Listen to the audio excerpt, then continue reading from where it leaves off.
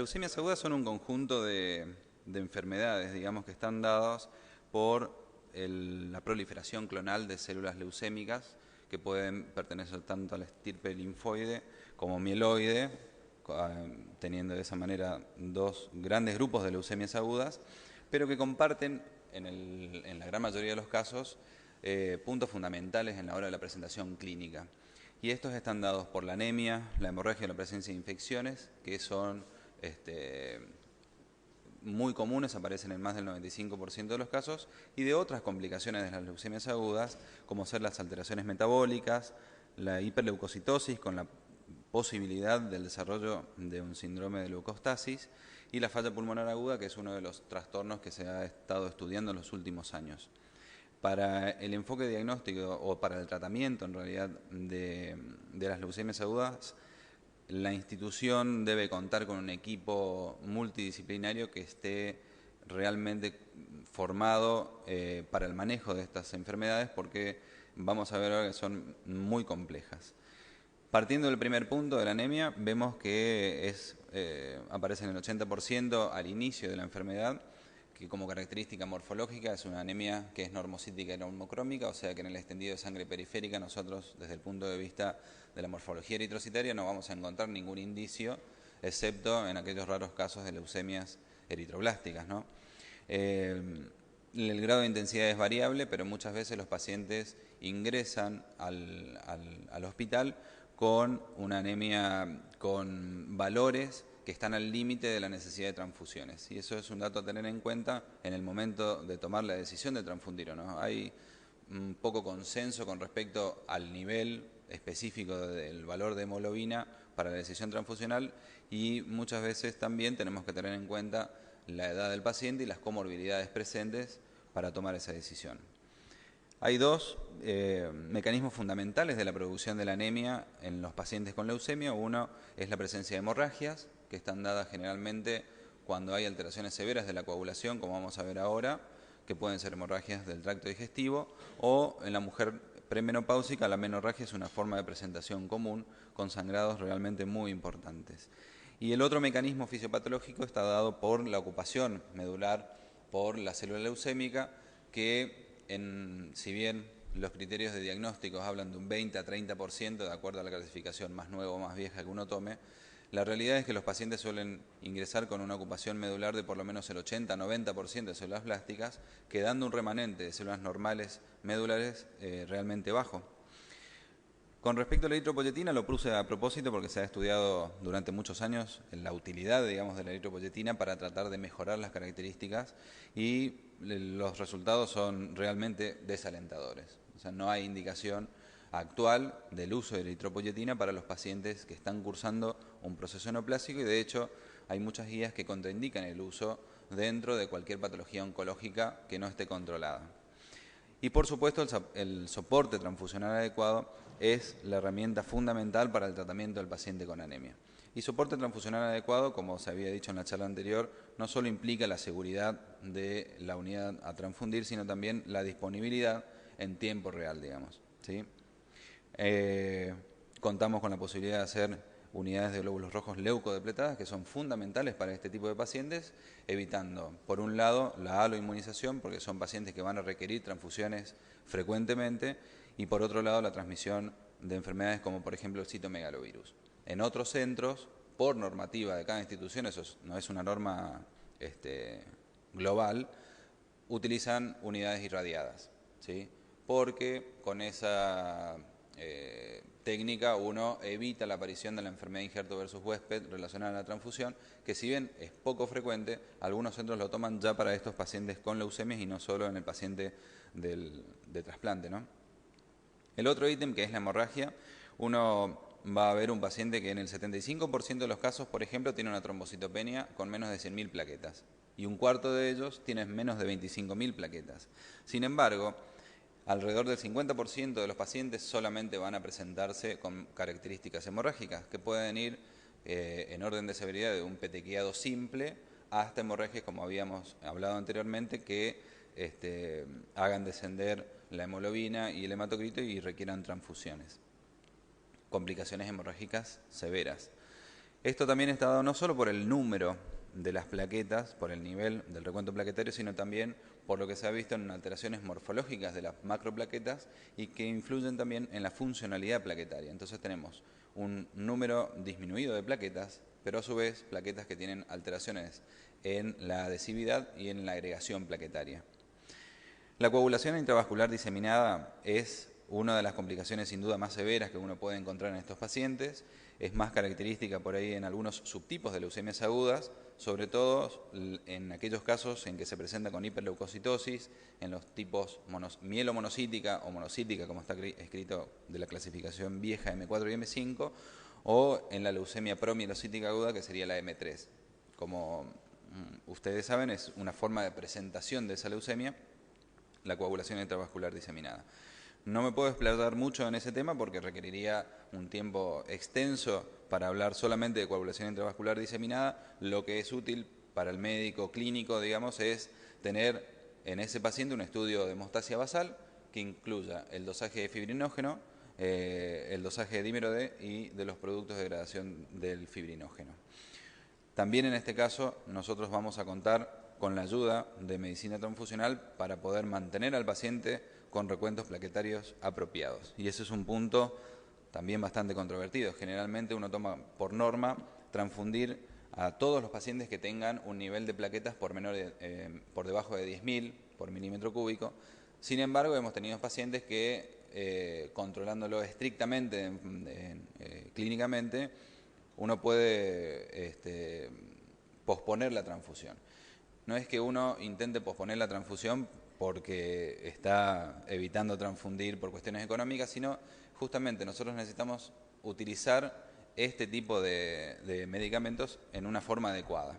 Entonces, teniendo en cuenta que es un paciente que va a requerir múltiples transfusiones, uno tiene que ser cauto a la hora de indicar una transfusión. La mayoría de las veces los pacientes que están entre 10.000 y 30.000 plaquetas, si tienen manifestaciones hemorrágicas, deben transfundirse y por encima de 50.000 plaquetas, salvo que uno pueda detectar alteraciones en la funcionalidad plaquetaria, no estaría indicada una transfusión per se, digamos. También es importante tener en cuenta que a la hora de decidir la transfusión de plaquetas, uno debería contar preferentemente para el gusto de los hematólogos con plaquetas por aféresis. Y eso tiene varias ventajas, pero dos de las más importantes es, primero, el menor riesgo de aloinmunogenicidad, ¿sí?, de aloinmunización. Segundo, que es un punto importante, la recuperabilidad plaquetaria. Hemos visto nosotros en nuestros casos de los pacientes, no tengo los datos acá obviamente, que la transfusión con plaquetas de unidades de aféresis tienen un recuento plaquetario, una recuperación plaquetaria mucho mejor que el paciente que se transfunde con plaquetas de donantes múltiples. Y son datos a tener en cuenta a la hora de definir conductas. Las infecciones también son un apartado importante en las leucemias agudas. Uno ve pacientes que están en periodos prolongados de neutropenia. Esto puede aparecer antes o después del tratamiento, porque también el tratamiento de inducción conlleva la aparición de casi los mismos efectos de estas complicaciones. Y entonces el paciente está expuesto al riesgo de infecciones. Este riesgo no solo está dado por el número, nuevamente, sino que también se han demostrado alteraciones en la migración y la fagocitosis, o sea, hay neutrófilos que son disfuncionales, y eso se puede observar en el microscopio mediante la presencia de lobulación anormal o de hipogranularidad en la escasa cantidad de neutrófilos que podamos llegar a ver. La neutropenia febril es también otro capítulo aparte dentro del cuidado del paciente con enfermedad oncohematológica. Y un apartado que me pareció interesante es la enterocolitis neutropénica. Hemos tenido por lo menos 2 casos de pacientes que han tenido esta entidad o que la hemos sospechado, y se da generalmente cuando el paciente tiene un periodo mayor a 2 semanas de neutropenia con neutrófilos menores a 500 por mililitro, y se caracteriza por la aparición del dolor abdominal, generalmente en el cuadrante superior derecho, puede o no aparecer fiebre y otros signos o síntomas agregados como distensión abdominal o defensa. Entonces, muchas veces vamos a encontrar, como vimos en la charla anterior de cirugía, un abdomen agudo. En este caso, uno va a recurrir al diagnóstico por imágenes, una ecografía o una tomografía, para evaluar justamente el grado de afectación de la pared intestinal y reservar la cirugía para aquellos casos extremos en que exista o que uno pueda evidenciar perforación de la pared intestinal que se produce por la necrosis de la misma. Obviamente que este es un cuadro sumamente grave y que conlleva una mortalidad muy elevada. El resto de las alteraciones, de las complicaciones que aparecen en las leucemias agudas, están dadas, por ejemplo, por las alteraciones metabólicas. El síndrome de lisis tumoral es una entidad que aparece, que puede aparecer en forma espontánea, en el caso de que los pacientes tengan un número elevado de leucocitos, y esto está dado por la alta tasa de replicación celular que presentan las leucemias o algunos linfomas que son muy agresivos también, pero lo más frecuente es que uno lo encuentre en el contexto de una lisis tumoral secundaria al tratamiento. Cuando uno inicia el tratamiento debe preparar al paciente con una hidratación adecuada y con otras medidas que permitan evitar la aparición de la hipercalemia, de la hiperuricemia, la hiperfosfatemia, la hipocalcemia y obviamente el fallo renal, que es el estadio terminal de esta grave complicación. También podemos encontrar pacientes con hipercalcemia, que en realidad están relacionadas más bien a la hipercalcemia paraneoplásica de cualquier otra enfermedad oncológica y tiene que ver con la proteína relacionada a la paratormona que se secreta en forma paraneoplásica justamente, ¿no? También es importante mencionar la presencia de acidosis láctica, que en los últimos años se ha visto como un factor de mal pronóstico. Esto se da en pacientes que puedan presentar un pH menor a 730 con la presencia de acidosis láctica marcada, y esto está dado por el metabolismo anaeróbico de la célula leucémica que favorece la aparición de este tipo de complicaciones. Está asociado a un mal pronóstico y una elevada mortalidad. De hecho, uno de los casos clínicos que íbamos a presentar nosotros de inicio tenía hiperleucocitosis con acidosis láctica. La hipocalemia también es otra alteración metabólica que podemos encontrar en las leucemias agudas. Generalmente está dada en las leucemias mielomonocíticas. El mecanismo fisiopatológico es el daño tubular renal y la pérdida de potasio a través de la orina. Tiene que ver con un aumento en la lisosima en sangre y mejora obviamente con la cetoreducción y el tratamiento específico de la leucemia. Y entre paréntesis había colocado el cuadro de pseudohipocalemia porque en realidad se ha visto que las muestras que no son procesadas al momento en el laboratorio, como la célula leucémica tiene capacidad de seguir creciendo, puede consumir el potasio que está en la muestra antes de haber sido procesada y puede bajar en 2 horas hasta 1 miliequivalente por litro. Entonces, es un dato a tener en cuenta también de este tipo de complicaciones. Con respecto a la hiperleucocitosis, uno, o por lo menos me pasaba a mí cuando estaba estudiando clínica médica, pensaba que las leucemias se iban a encontrar todas con hiperleucocitosis, o sea que el paciente leucémico era el paciente que tenía muchos glóbulos blancos en sangre periférica. Sin embargo, en los estudios retrospectivos se ha visto que la mediana del recuento leucocitario es de 15.000. O sea que en realidad estamos viendo pacientes que puedan tener a lo mejor una leucocitosis leve, y muchos de ellos, sobre todo en los pacientes, por ejemplo, con leucemias promielocíticas variable microgranular, se presentan con leucopenia. Entonces, el número absoluto de leucocitos no parece ser un indicador fiel de la presencia o la ausencia de leucemia. Hay que hacer una sospecha diagnóstica y, obviamente, ver el extendido de sangre periférica para identificar las células. Sin embargo, hay un 10 a 20% de los pacientes que sí se presentan con hiperleucocitosis, tanto en las leucemias linfoblásticas como en las mieloblásticas y en algunas formas de leucemia mieloide crónica, donde tenemos números elevados de leucocitos en sangre periférica. A pesar de que el punto de corte es de 100.000 células para diagnosticar hiperleucocitosis, se ha visto que puede aparecer leucostasis ya con recuentos de leucocitos por encima de 50.000.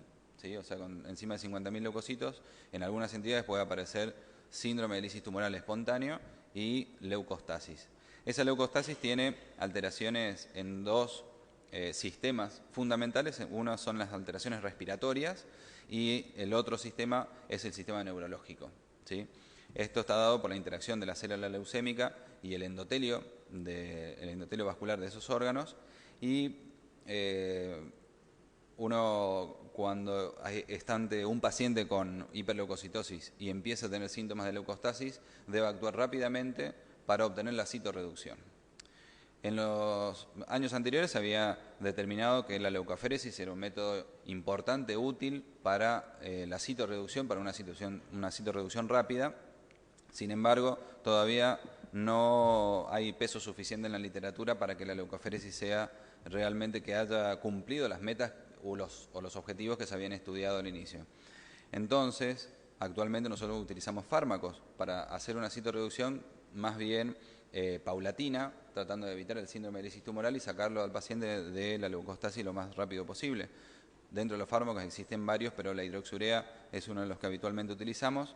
Se puede utilizar también 6-tioguanina o citarabina en dosis bajas. Eso va a depender, obviamente, del centro y de las opciones terapéuticas con las que uno disponga. Y por último, la falla pulmonar aguda. Esa falla pulmonar aguda es un trastorno muy grave, pero por suerte poco frecuente.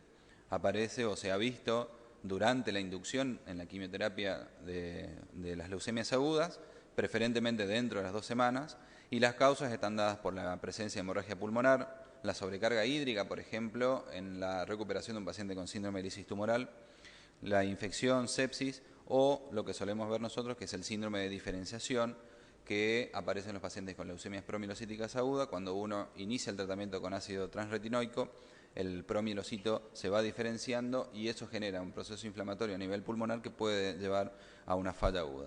En un estudio retrospectivo, donde se analizaron 1.500 casos, casi el 10% requirió asistencia respiratoria mecánica por presentar una falla pulmonar aguda, y en este grupo de pacientes se ha determinado una mortalidad del 73%. Eso conlleva también a que otro de los parámetros que solemos tomar en cuenta desde el punto de vista hematológico, que es la mortalidad temprana, que es a los 30 días del diagnóstico, o sea, una vez iniciado el tratamiento, sea mucho mayor en este grupo de pacientes.